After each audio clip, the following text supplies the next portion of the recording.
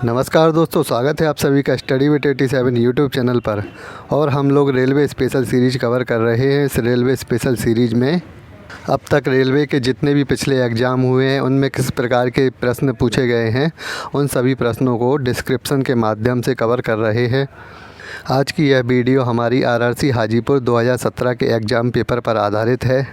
हाजीपुर के इस exam paper में किस प्रकार के प्रश्न पूछे गए हैं उनको हम डिस्क्रिप्शन के माध्यम से इस वीडियो में कवर करेंगे। वीडियो शुरू करने से पहले कहना चाहूँगा कि हमारे चैनल पर करंट अफेयर्स की सीरीज़ भी चल रही है, जिसे आप चैनल के प्लेलिस्ट में जाके चेक कर सकते हैं। तो चलिए शुरू करते हैं प्रश्नों की श्रृंखला।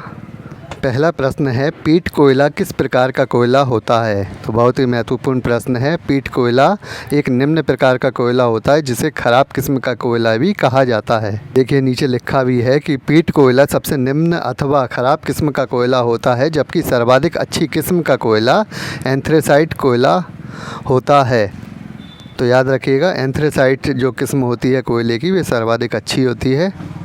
कोयले के विषय में और भी महत्वपूर्ण बातें जान लेते हैं कि कोयला 4 प्रकार का होता है: एंथ्रेसाइट, बिटुमेंस, लिग्नाइट और पीट कोयला। भारत में जो सर्वाधिक कोयला पाया जाता है वह बिटुमेंस प्रकार का है, यानी कि बिटुमेंस कोयला भारत में सर्वाधिक रूप में पाया जाता है। 98% कोयला गोंडवाना कल्प का पाया जाता है, तो यह भी याद रखिएगा। इसके अलावा कोयले के लिए जो क्षेत्र प्रसिद्ध है वह झरिया प्रसिद्ध है। यहाँ से कोयला काफ़ी अधिक मात्रा में निर्यात किया जाता है। आइए देखते हैं अगला प्रश्न, विज्ञान पर आधारित है कि रतौंधी नामक बीमारी से कौन सी कोशिका कमज़ोर हो जाती है? बहुत ही महत्वपूर्ण प्रश्न है।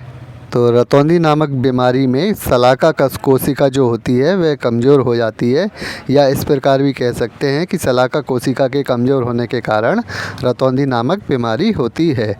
रतौंधी बीमारी के बारे में तो आप लोग जानते ही होंगे कि रात में दिखना कम हो जाता है या बंद हो जाता है, इसे रतौंधी बीमारी के नाम से जाना जाता है। ये मानव नेत्र, रेटिना और कोशिकाओं के विषय में और भी बातें जान लेते हैं कि मानव नेत्र द्वारा जो प्रतिबिंब बनाया जाता है वह रेटिना पर बनता है। इस रेटिना में 2 प्रकार की कोशिकाएं होती हैं, एक शलाका और दूसरी शंकु। शलाका कोशिका के कमज़ोर होने पर रतौंधी नामक रोग हो जाता है, जबकि शंकु की कमजोरी के कारण वर्णांधता रोग हो जाता है। वर्णांधता रोग के विषय में भी आपने सुना होगा, तो याद रखिएगा, शंकु नामक कोशिका के कारण यह रोग हो जाता है। इस रोग में आदमी रंगों की पहचान नहीं कर पाता है। और नेत्र लेंस जो होता है एक प्रकार का अभिसारी लेंस होता है, यह भी याद रखिएगा। इसके अलावा मानव की स्वस्थ आँख की जो न्यूनतम दूरी है वह 25 सेंटीमीटर है, और अधिकतम दूरी का जो बिंदु है वह अनंत पर होता है। ये महत्वपूर्ण सभी पॉइंट्स याद रखिएगा। चलिए देखते हैं अगला प्रश्न, इतिहास के प्राचीन भारत पर आधारित है। ऋग्वैदिक काल के सबसे महत्वपूर्ण देवता कौन माने जाते हैं? तो ऋग्वैदिक काल के सबसे महत्वपूर्ण देवता इंद्रदेव को माना जाता है, यानी कि इंद्रदेव का ज़्यादातर वर्णन है ऋग्वैदिक काल में, जिन्हें देवताओं के राजा के रूप में जाना जाता है। और वेदों के बारे में और भी बातें जान लेते हैं कि वेद 4 प्रकार के होते हैं: ऋग्वेद, यजुर्वेद, सामवेद और अथर्ववेद, जिसमें ऋग्वेद सबसे प्राचीन वेद है और सबसे अंतिम वेद अथर्ववेद है। ऋग्वेद से अक्सर प्रश्न पूछे जाते हैं। ऋग्वेद के विषय में और भी बातें जान लेते हैं कि ऋग्वेद में 10 मंडल हैं, जिनमें से तीसरा मंडल गायत्री मंत्र से संबंधित है, जबकि 10वां मंडल वर्ण व्यवस्था से संबंधित है। ऋग्वेद का उपवेद स्थापत्य वेद है, जबकि इसके पाठकर्ता को होता अथवा होत्र कहा जाता है। ऋग्वेद के ब्राह्मण ग्रंथों में ऐतरेय और कौशिकी हैं, तो यह भी सभी बातें याद रखिएगा। यह प्रश्न अक्सर पूछे जाते हैं कि ऋग्वेद के ब्राह्मण ग्रंथ कौन है, या ऋग्वेद के पाठकर्ता को क्या कहा जाता है, ऋग्वेद का उपवेद कौन है। सभी पॉइंट्स याद कर लीजिए। और हमारी प्राचीन भारत की मास्टर वीडियो की सीरीज भी चल रही है, जिसमें हमने अभी सिंधु घाटी सभ्यता की मास्टर वीडियो कवर कर ली है, और वैदिक काल पर आधारित मास्टर वीडियो भी हमारी जल्द चैनल पर प्रारंभ होने वाली है। की मास्टर वीडियो में हम पूरा वैदिक साहित्य आपको कंप्लीट कर देंगे कि उसके बाहर आपसे कुछ भी नहीं पूछा जाएगा। चलिए देखते हैं अगला प्रश्न। वीडियो आगे बढ़ाने से पहले एक बात और भी कहना चाहूँगा कि जिन लोगों ने अभी तक चैनल को सब्सक्राइब नहीं किया, वे इस प्रकार की वीडियो आगे पाने के लिए चैनल को सब्सक्राइब ज़रूर कर लें। अगला प्रश्न हमारा राजनीति शास्त्र संविधान पर आधारित है। संविधान का दूसरा भाग किससे संबंधित है? तो बहुत ही महत्वपूर्ण प्रश्न है। संविधान के सभी भागों के विषय में आप याद कर लीजिए। तो याद रखिएगा, संविधान का जो दूसरा भाग है वह नागरिकता पर आधारित है। संविधान का भाग एक संघ राज्य क्षेत्र पर आधारित है, जबकि दूसरा भाग नागरिकता पर आधारित है। आइए संविधान के महत्वपूर्ण और भी भाग देख लेते हैं। संविधान का तीसरा भाग मौलिक अधिकार पर आधारित है। चौथा भाग नीति निर्देशक तत्व पर आधारित है। संविधान के भाग 4 का जो है उसमें मूल कर्तव्य जोड़े गए हैं। तो यह भी याद रखिएगा, बहुत ही महत्वपूर्ण है। मूल कर्तव्यों के विषय में अक्सर पूछा जाता है कि संविधान के किस भाग में जोड़े गए हैं। और इसके अलावा कुछ संविधान के भाग और भी हैं जो बहुत ही महत्वपूर्ण हैं, परीक्षाओं में इनके विषय में पूछा जाता है। जैसे कि संविधान का 15वां जो भाग है वह निर्वाचन प्रणाली पर आधारित है। 18वां जो भाग है उसमें आपात उपबंध दिए हुए हैं और 20वें भाग में संविधान संशोधन सम्मिलित हैं। तो ये सभी भाग याद कर लीजिएगा। चलिए देखते हैं अगला प्रश्न। मॉडर्न हिस्ट्री यानी आधुनिक भारत पर आधारित प्रश्न है और आधुनिक भारत से सभी परीक्षाओं में ज़्यादातर प्रश्न पूछे भी जाते हैं। तो चलिए देखते हैं प्रश्न क्या है। मुस्लिम लीग ने पृथक राज्य पाकिस्तान की घोषणा पहली बार कब की थी? तो मुस्लिम लीग ने जो पृथक राज्य पाकिस्तान की घोषणा की थी वह 1940 में की थी। मुस्लिम लीग का गठन 1996 में अंग्रेज़ी समर्थन से ढाका में हुआ था। सॉरी, यहाँ मिस्टेक हो गई, 1906 में अंग्रेज़ी समर्थन से ढाका में हुआ था, जिसका नेतृत्व सलीमुल्लाह एवं आगा खां ने किया था। यानी कि सलीमुल्लाह और आगा खां के द्वारा मुस्लिम लीग का गठन किया गया था, जो कि बांग्लादेश ढाका में हुआ था। उस समय वह क्षेत्र पश्चिम बंगाल में जुड़ा हुआ था। कुछ और भी महत्वपूर्ण बातें हैं मुस्लिम लीग के विषय में जिन्हें जान लेते हैं। सर्वप्रथम 1935 में रहमत अली ने पहली बार पाकिस्तान देश की बात कही थी। बाद में मोहम्मद इकबाल के द्वारा मुस्लिम लीग के इलाहाबाद सम्मेलन में अलग मुस्लिम देश होने की बात को रखा गया और 1940 के लाहौर मुस्लिम लीग सम्मेलन में मोहम्मद अली जिन्ना के नेतृत्व में लाहौर प्रस्ताव पारित कर अलग से पाकिस्तान राज्य की घोषणा कर दी गई। तो सभी बातें याद रखिएगा रहमत अली और मोहम्मद इकबाल के विषय में भी। चलिए देखते हैं अगला प्रश्न। मध्यकालीन भारत पर आधारित है। शिवाजी के शासनकाल की अवधि कितनी है? तो बहुत ही महत्वपूर्ण प्रश्न है। यह पूछा गया है कि शिवाजी ने कब शासन किया है। तो 1674 से 1680 तक उनके शासनकाल की अवधि रही। शिवाजी मराठा साम्राज्य के संस्थापक कहलाए। इनका जन्म 1630 में सिवनेर के किले में हुआ था।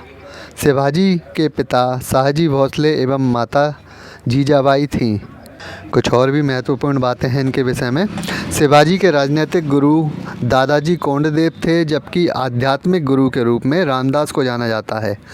जून 1674 में रायगढ़ में उन्होंने बनारस के प्रसिद्ध विद्वान गंगा भट्ट द्वारा अपना राज्य अभिषेक कराया। तो बहुत ही महत्वपूर्ण प्रश्न है, पीसीएस में पूछा भी गया है कि किसके द्वारा शिवाजी का राज्य अभिषेक किया गया था या किसने कराया था। तो गंगा भट्ट के द्वारा कराया गया था अभिषेक। शिवाजी ने अपनी राजधानी रायगढ़ को बनाया और शिवाजी के दरबार में अष्टप्रधान हुआ करते थे। तो ये सभी महत्वपूर्ण बातें हैं, याद रखिएगा इनके विषय में। देखिए अगला प्रश्न देखते हैं आधुनिक भारत पर आधारित। इंग्लैंड के राजा जेम्स प्रथम का राजदूत सर टॉमस रो किस शासक के दरबार में आया था? तो मुग़ल शासक जहांगीर के दरबार में इसका आना हुआ था। 1615 में सर टॉमस रो जहांगीर के दरबार में आया। जहांगीर ने इसे 3 जगहों अजमेर, इलाहाबाद और मांडू की दीवानी वसूलने के लिए राजदूत नियुक्त किया था। तो बहुत ही महत्वपूर्ण पॉइंट है, याद रखिएगा 3 जगहों की दीवानी वसूलने के लिए इसे राजदूत नियुक्त किया गया था। और एक और महत्वपूर्ण विदेशी यात्री था जिसका नाम कैप्टन हॉकिंस है, उसके विषय में भी जान लेते हैं। रानी एलिजाबेथ की मृत्यु के बाद जेम्स प्रथम शासक बना, जिसके काल में कैप्टन हॉकिंस 1608 में हेक्टर नामक जहाज़ से समुद्री यात्रा करता हुआ जहांगीर के दरबार में आया। तो कैप्टन हॉकिंस 1608 में आया था, सर्वप्रथम कहने का मतलब वही आया। बाद में 1615 में सर टॉमस रो आया था।